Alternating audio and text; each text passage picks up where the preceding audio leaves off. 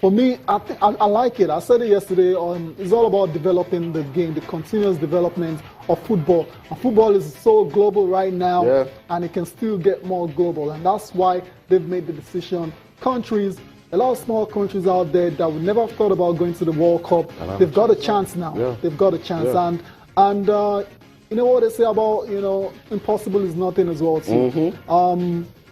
We've seen upsets. We saw South Korea during Japan. We saw the run they made. So we're not going to totally rule out these so-called smaller countries for making an impression at that World Cup in 2026. So for me, I think it's a win-win situation. I totally like it. And for Africa as well too, more slots for us. I imagine Asia will benefit from this particular change as well. I think why some people actually against it is because they're looking at the qualifiers. It's going to be more difficult. You're going to play more games to qualify. That's the aspect they're looking at. Because if you're looking at the main World Cup itself, it's still going to be 32 days. That's what we're also going to have.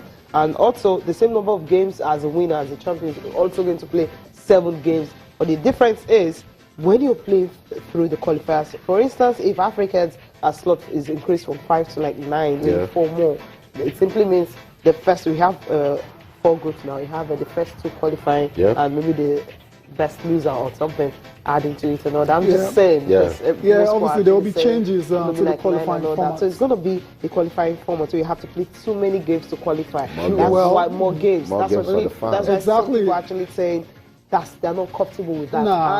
The Spanish, I heard from the La Liga, they're actually complaining about it and all that. But if they get to understand what they're trying to say, look, it's not going to put more pressure on the players and all that. They'll obviously want to go ahead with it. But it's been decided. But we still have how many more years to go? So 2026 is not far away because Cecilia, once you do the 2 World Cups, that's like 10 years. Don't look at the World Cup. Look at the Olympics. The way it just comes. When you do the Tokyo 2020 Olympics, it's just saying it's just 6 more years. But that's for the guys that cannot wait. But this new format says it will have a first round of 16 games of 3 teams. Okay, you know what? We just listened to Gianni Infantino actually explain how this will work. The conclusion with regard to the decision on the World Cup 2026, which will be played with 48 teams in a format which comprises 16 groups of 3. The top 2 qualify to a round of 32, and then 16, 8, 4, and 2. The news, or the good news in this respect, are that this format can be played in exactly the same number of days as today, 32. That the team winning the tournament will play maximum 7 games as today. That the tournament will take place in 12 stadiums as today.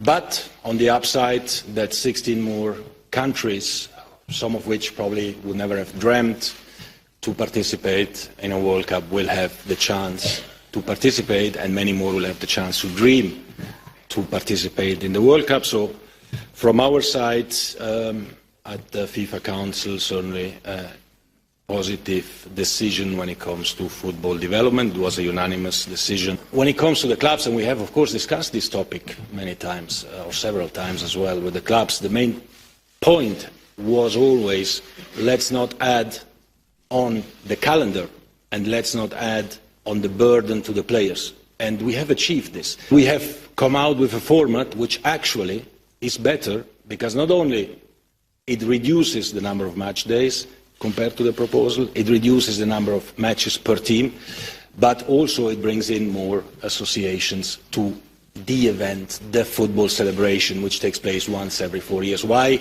we don't, or we shouldn't allow countries to happen. We are in the 21st century and we have to shape the Football World Cup of the 21st century. It's not anymore the 20th century, it is the future.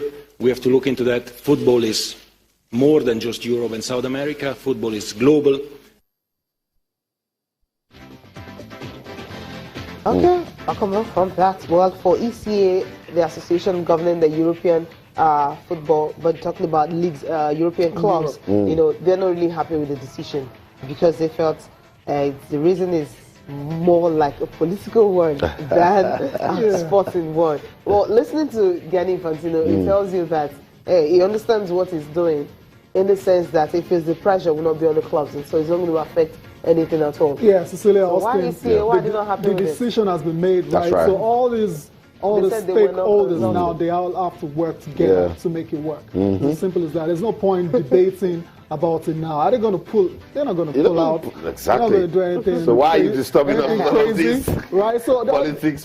They just need to come together now and make it work. This is how they need to say it, Tayo, that football is growing. In 1930, when we had the inaugural World Cup, how many teams? Just 13 teams and 17 matches. 16 teams from 1934, 8 more were added from 1912, and finally another 8 in 1998 that gave us 32. Now we're going to 48. Football is growing, it's getting global. The time will come, we'll be glad to see 100 teams play at the World Cup. Not? Yeah.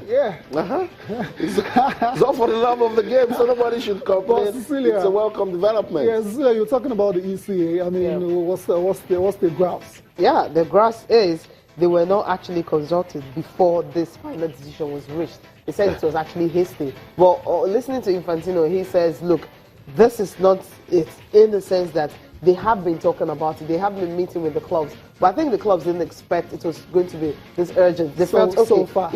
If all of them are meeting, yes, the main decision will not be reached. Some of them might disagree another. But unfortunately for them, it was actually unanimous decision, so there's nothing they can do about it. So the FA is saying, okay, we'll have to meet and see how it's going to be. UEFA also have already agreed with it. We'll go on a break now. We'll come back, we'll talk more about the 48 countries team at the 2026 World Cup.